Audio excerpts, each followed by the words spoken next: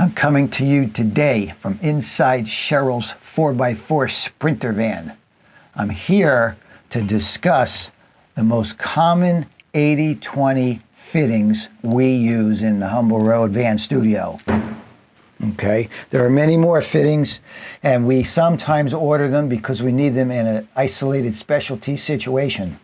But these are the most common. I'm going to start with what we call the elbow. This is basically a 2-hole corner bracket, okay? We use these everywhere, hundreds of them. Here, this is an example of what we do with these corner brackets. Elbow, call it an elbow. This is the basis for every one of our modules. You can see what happens though if you're not careful with an elbow, single hole elbow. You'll get that kind of racking. This stuff isn't just, this was just all hand tight for the demonstration purposes. The second thing that we use quite often is a 3-hole elbow. Now you have to realize that this is all 10 series. All our modules are made in 10 series. I use 15 series for heavy loads, like carrying water tanks over the wheel well, carrying batteries over the wheel well. 15 series. And in fact, there is an elbow that connects 15 series to 10 series, okay? The offsets are taken account for. Invariably, you build that massive bridge out of 15 series for your batteries. You tie it into the walls of the van. You just go through the floor and bolt plates from underneath. Then you want to tie it into your galley module, which is 10 series. 15 to 10 series elbow. But like I said, we use hundreds of these. These little elbows are everywhere. We start with those. The 3-hole elbow that I just showed you, 3-hole elbow, is used in this configuration. We've got a 3-hole elbow as opposed to the 2-hole elbow. See that? This is incredible. I built this entire garage separate, and I was able to then connect it to the bed frame using a 3-hole elbow right here in each corner. Here's the 3-hole elbow in use. See it? It's right here. And what I was able to do is connect this support to this piece on my garage, and then I took the whole thing and put it up against the bed, and I can attach it to the bed in these 4 points. And so now, again, separate. If somebody said to me, let's take the garage off, I don't want that, I want something else, fine. It's not integral to the bed design. They are separate components. The garage and the bed are separate. And then they're structural on their own. And then they come together with a 3-hole elbow in each of the 4 corners. Now, everything that 80-20 does is like to the inch. For instance, this elbow is 1 inch by 1 inch. This one is 1 inch by 2 inches, okay? They're bridge plates, 2-inch bridge plate, 3-inch bridge plate. So here is a 3-hole elbow in use. This is one of the uses where you can connect 3 profiles together. This is probably a down leg on your galley. This is the rail that goes all the way down the length of the galley, and this could be a support piece for the sink, for instance. Another use of a 3-hole elbow, one that I like, where's my ceiling, is imagine this is the top rail of your wall cabinet. That's how I mount that to the ceiling of the van. I leave that gap, that 1-inch gap, for airflow. Do it in every one of our vans. Moving further down, bridge plate. They call it a mending plate, I call it a bridge plate. This is a 2-inch, 2-hole bridge plate. This is one use for it. Now, I just told you that you could use, where's my other one? Here it is. I just told you you could use an elbow to make this connection, whether it's a T or the end of the line. But there are certain times when you can't use this one, so you've got to use this on the back, and I'm going to show you why. Let's say that one of your beautiful walnut panels was going to be recessed. You can't do it. You see what's going on here? You can't recess this panel because the elbow is in the way.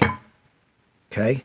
So what you would do in that case is, one way is you could, if you wanted structure, you could use a bridge plate, a single bridge plate. Now look how nice and clean your insert panel becomes, because the connection point between these two is on the back.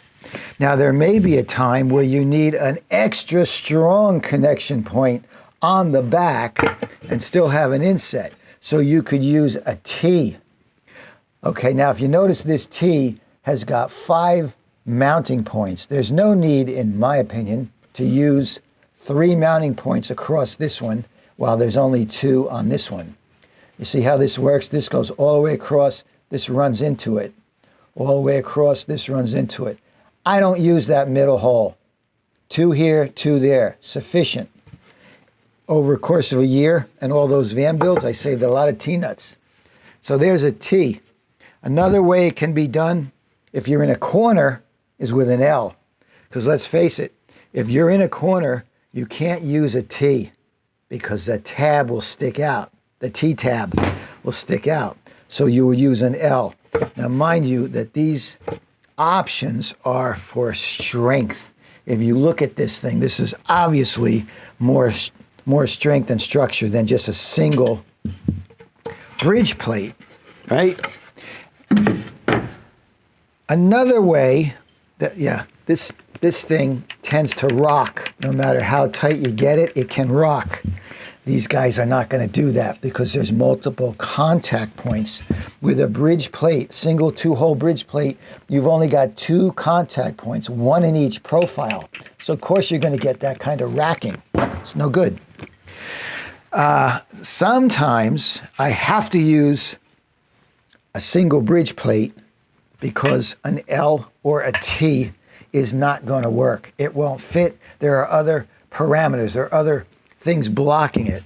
So what I would do then is I'm forced to use my 2-hole, but in addition to that, I use these internal fasteners. See this? Now 80/20 makes their own internal fastener with just 2 set screws, okay? Ron found these on Amazon. They're cheaply made. They're not as good as 80/20. 80/20 is so precise, the precision with which these pieces are made. I don't get paid by 80/20. I should. I should get paid by 80/20, but I don't. Year after year, I can order these parts and they're dead on. They don't vary. Anyway, this is an internal connector. See how that goes in there? You slide that into the channel. It goes right in here like that. And then you put the other side of the next channel right in there and you tighten down the set screws. Now that is also a very beautiful way to get a smooth connection point that you can inset a panel in. And believe me, we do a lot of inset panels in these galleys and these other modules. Okay, we don't do face. Everything we do is inset because we want to accentuate the relationship between the 80/20 and whatever architectural wood or laminate the customer has chosen. If we face it, you don't see the 80/20. What's the point? Other than structure. But we bring the aesthetic. We celebrate the aesthetic of 80/20 in the overall design. You with me so far? So I've covered that bridge plate. 3-hole bridge plate. There's 4-hole as well. When you want to marry 2 80/20 profiles together to extend the length, and you're using a 4-hole bridge plate or mending plate, don't try to line up these T-nuts and get them in the channel on each side. That's too frustrating. Take your mending plates, bring them all the way over to one side, then bring your other profile up to it. Line it up nice and even, and look how easy. Those slide right in, and now you can tighten them up. But let me start with this 3-hole bridge plate. I'm looking. Here it is. Here's another funky situation. Now, you know that we could make this connection. Rather than using this bridge plate, we could make this connection with a bunch of elbows. Now, why would we do that? Why would we put 4 elbows all around this when well, first of all, we got to do an inset. So this is a way similar to what I taught you with the 3-hole elbow. Here's a 3-hole flat plate. Okay, you got to look at your job. You got to look at what you're building, how you're building it, and then you're going to start seeing the pieces you need. And over time, I don't even think about this. I know when a new galley is to be built, I know all the pieces I need. Because let's face it, the only thing that changes in a galley, van to van to van, is the length and what we do with the individual bays. The width is always 19 inches, always, and 36 inches tall. Finished height with the countertop, okay? So we've got basic numbers that we work with. So I know how many of these elbows I need. I know how many bridge plates I need to do this galley with 3 bays. One of the bays is invariably a bank of drawers. Another bay is a cupboard with a sink in it. You get it? The other one could have a microwave in it. So these parts are all necessary, and some do a better job, same function, but some do a better job than others. Why? I don't know. What else have we got here? You've seen the L's and you've seen the T's. I just showed you that. There's the T. That's how it's put into practice, just like that. Same thing with the L. There it is. Strong. The T's and the L's are very strong. Like I said, this little guy here, where's that little? This little thing, not strong. Don't count on this for structure. Here's how I would use this, is if I am running a galley and there's a bank of drawers here and there's just a cupboard over here, this doesn't require any structure. I just have to hold it level to the rest of the frame, okay? I'm not hanging doors off it, I'm not hanging drawer glides off it. It's just one that's in the middle doing nothing but holding this down pressure to the floor. That's when you can use that little guy. Now, again, I would use it with a T on the back if I can, but if I want to also run a support off the back, I can't use a T there now, can I? But I can use an elbow, okay? You got to start thinking about this. And in the beginning, I used to make an assembly and I had to take it apart because I just wasn't I wasn't looking down the road. You got to look 2 or 3 steps down the road. So those are fasteners, okay? Now we got to get into angles. Angles are tough. This guy, the 45, these are 6-inch, 12-inch, and 18-inch, or 16-inch. This 45 is incredible in terms of strength, okay? If you're building an outside galley or you're building a bed, okay, this side is attached to the wall of the van. This is the side that's in the aisle. It's not attached to anything. So of course we're going to attach all the way down the line to frame the mattress. But I add these in certain areas of that bed frame or that galley or the bridge. If I'm building that big monster battery bridge in 15 series, I put one of these on every leg. There's 3 legs on each side. They all get this kind of configuration. These things are wicked expensive, but they're worth it. And if you notice, I use them in conjunction with an elbow, okay? Angles, okay. So now you know that sprinter walls do this, okay? They're only plumb to the floor for the first 2 feet. Then they start doing this. Sprinters are the worst. Then the Ford Transit, a little bit less. ProMaster, shoebox. Nice vertical walls for the most part. And the ProMaster's got space all along 3 spots down the van for mounting. It's good. Anyway, so they got this little number here. This is not necessarily structure. Now, you could use this to form an angle that way. Not that it has to move, but if your angle's not 45, but you still want to put a support in there, put one of these on each end of your support piece, and then you can run it through. Now, what you have to understand about a fixture like this, a fitting, you've got to tap this into the end of the 80-20. Okay, quarter 20 tap into the end of 10 series. End tapping is not as strong. The pull-out strength is not the same as using T-nuts in the channel. Because as you know, the 80-20 channel, these two wings right here, as they're manufactured, are like that. And when you tighten the T-nut, you force them flat on the bottom of your elbow. That is like a lock washer, okay? That tension offers strength, and that nut's not gonna work its way loose. If you just tap in here, thread in, you must use Loctite, okay? Anytime you're tapping into the end. What other example do I have here? End tapping, this is it. We do it, we tap into the ends, but we always use Loctite when we do. Now this is a nice little fitting right here. I use these in the mini-me.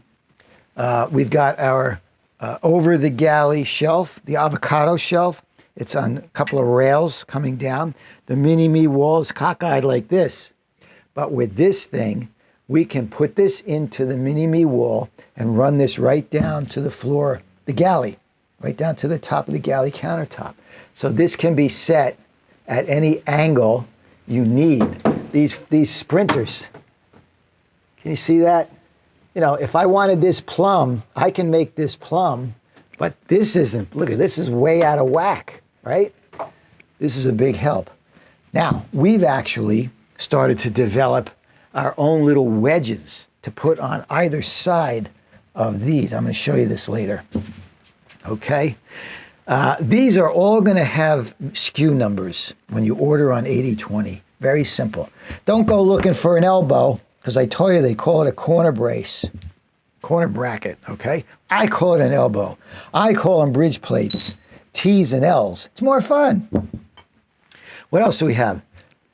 Dynamic pivot. Okay, look at this thing. This is only about 25 bucks each for these. Dynamic pivot, where are you? Here. So, a dynamic pivot, you can use it for motion. There's not a lot of motion going on in our vans. But again, if you needed to find an angle and you needed a lot of strength on that angle, this is one way to do it. You would put one of these dynamic pivots on each end, and when you lock everything down, it's not moving. This is if you need an odd length. Okay, remember what I said. These guys, which are machined at 80-20, you buy them just like this, 6-inch, 12-inch, 18-inch. But what if you needed a 45 like this that was 31 5/8? This is how you would do it. You'd get your 31 5/8, you'd subtract your distance this way, use two dynamic pivots to get that rigidity and that angle you want, no matter where it may be, okay? Now, these are meant for motion. Yep, nice. Once I get my screws in, these will be nice and quiet.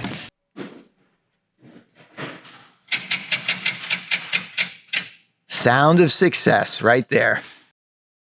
But you can use them as just supports. I do. And they actually are offered in both directions. In other words, right now, this is perpendicular to this piece. They also offer them when they are parallel in line. So you need to know what you got to do in your job. This is another example of a dynamic pivot. This one can act as a hinge, or again, if you're hanging from the ceiling's a little crooked, and you want this piece straight for your wall cabinet, okay? Maybe if you look at this, ceiling's crooked because there's a bow to the ceiling, right?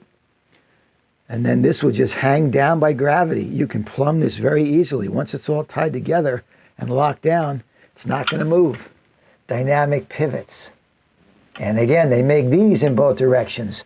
Right now, I'm showing you a parallel. They also make it in perpendicular.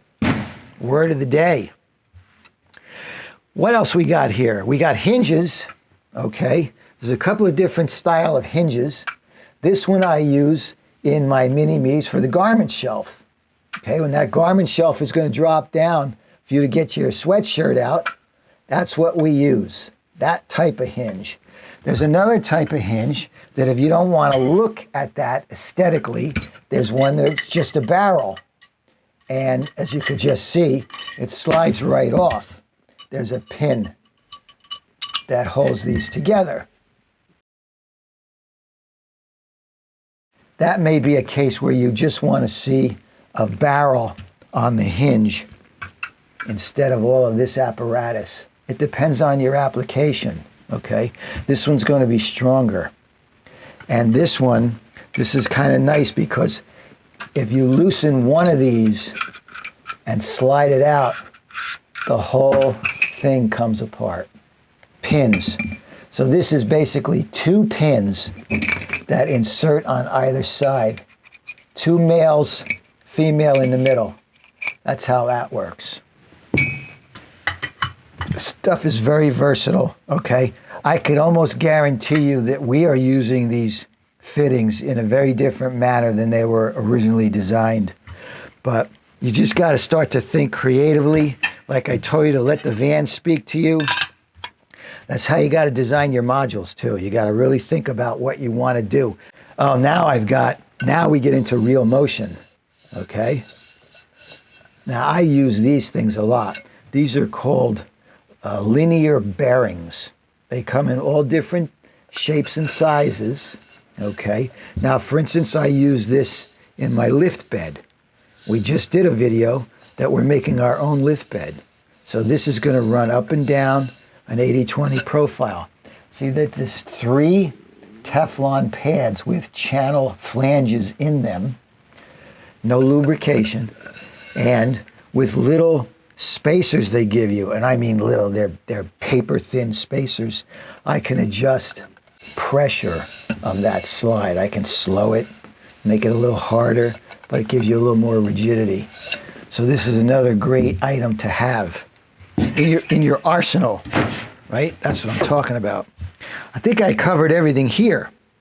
So now I'm just going to give you a quick run through on some of these other custom pieces we're making on our own to use with 80-20. Now look at these 2 assemblies. This is inside a Sprinter. The Sprinter is the big violator of this problem. Right here, I've got what I told you was a 3-hole elbow, okay? And this is one way we use it.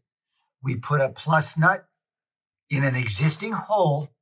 Don't forget, the Sprinter has a builder's guide that tells us where we should mount things. This is one place to mount, and then down here is another place to mount, okay? And as you can see, we do that. Down here, we're able to use the single 2-hole elbows. But first thing we do when we come into a van is we run these 80-20s all the way down the line. And that becomes the basis for all of our modules. See? I'm not lying to you. Here's the other side. First thing we do, all the way down the line. And I'll show you how we build off of those things. But I digress. This angle of the van wall is such that we cannot hang a wall cabinet. You want this up. You want it plumb to the floor like this one. Now, what did we do here? Ron went in with his fancy calipers and took some angles and measurements, came back to me with these 3D printed wedges. Now, in order for this to work properly, you have to have a wedge behind the elbow and another one in front. Because remember, this bolt has to go through the plus nut at a very specific angle, okay? And it's got to land on its mounting plate at a very specific angle, flush all the way around. So this face is the same angle as that head. This angle matches that. The two interiors is what keeps our elbow plumb. And now we can run right down the line with our wall cabinets. And we don't have to worry about angles. Now, of course, the angle is going to be different in a ProMaster, going to be different in the Transit. We just started here. Same thing up at the top for our ceilings. Here we have the 3-hole elbow going through our stretcher into a plus nut in the Sprinter roof rib. Okay, again, existing holes. Right down the line, we use existing holes. We pick the center hole, break off of it. We use the stretcher as a spacer to give us more depth for our insulation package in the ceiling. Back to this mount. So this gets mounted straight up in there, and then we put a wedge washer on here in order to make this plumb to match this plumb. Now you can do a 90-degree right angle. This one's got to go a little bit lower. We're going to have to tweak this one a little bit more. Here's one without, and you can see that it's off. It's on an angle. You can't mount a 90-degree plumb cabinet that way. So this is another way that we can work with 80/20. Really, Ron did a hell of a job with this. And what's nice about this, the detailing is crazy. There's literally a little side flange on each side. So this thing is keyed in. This thing cannot spin because the bracket sets inside of this thing.